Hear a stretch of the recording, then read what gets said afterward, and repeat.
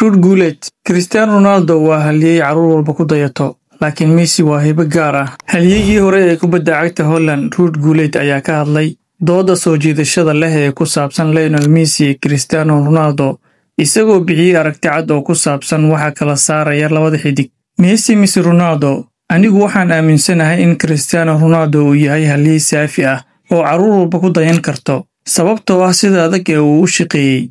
Lionel Messi waa hibo dabiici ah sida Maradona, laakiin Ronaldo runtii si xad dhaaf ah ayuu u shaqeeyay, ayuu yiri Gullet. Gullet ayaa tilmaamay in safarka Ronaldo ee ka soo bilaabmay jasiiradda Madeira ilaa uu ka noqday xidig caalami ah uu ka dhigayo tusaalaha ugu fiican ee go'aan qaadashada dhabta ah. Shaqadiisa joogtada ah, tababarkiisa adag iyo isbeddeladii uu sameeyay intii uu ciyaarayay ayaa ka dhigtay inuu 5 jeer ku guulaysto Ballon d'Or. Messi dhanka kale wuxuu la barbardhigay Diego Maradona, halyeyga hibada dabiiciga ah ee aan caadiga ahayn lahaa. Gullet ayaa sheegay in halka Messi uu muujinayo dahab qarsoon oo dabiici ah, Ronaldo uu yahay waxa ay dadka ku gaari karaan dadaal iyo nafurnimo. dhinaca kalena, halyeygii hore ee Jarmalka iyo Liverpool Didi Hamann ayaa sheegay in kaliya 2 koox ay awood u leeyihiin inay xil ciyaareedkan tartan dhab ah la galaan Liverpool oo difaacanaysa horyaalka Premier League. Liverpool ayaa xil ciyaareedkii hore ku qaaday horyaalka 10 dhibcood oo nadiif ah, waxayna xagaagan ku xoojisay kooxda tababare Arne Slot ciyaartooy ay ka mid yihiin Alexander Isak, Florian Wirtz, Jeremy Frimpong iyo Hugo Ekitike, taas oo ka dhigtay koox si weyn loogu saadaalinayo inay mar kale ku guulaysato horyaalka. Inkasta oo aysan weli soo bandhigin qaab ciyaareedkii ugu fiicnaa, haddana Liverpool ayaa ah kooxda kaliya ee wada badisay kulamadeeda ugu horeeya ee horyaalka Premier League.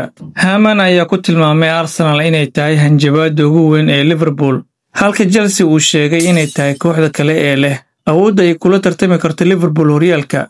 Arsenal ayaa 2 guul gaartay bilowga xil ciyaareedka ka hor inta aysan 1-0 kaga badinin Liverpool ciyaar xiiso leh oo ka dhacday garoonka Anfield.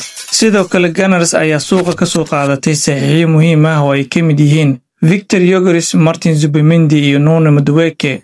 Reds ayaa ku jirta meel ka sareysa fursadda lagu qaadi karo tartanka Champions League kooxda Arsenal oo fursadeeda lagu qiyaasay 16%, halka Paris Saint-Germain oo difaacanaysa koobka ay haysato 12.1%.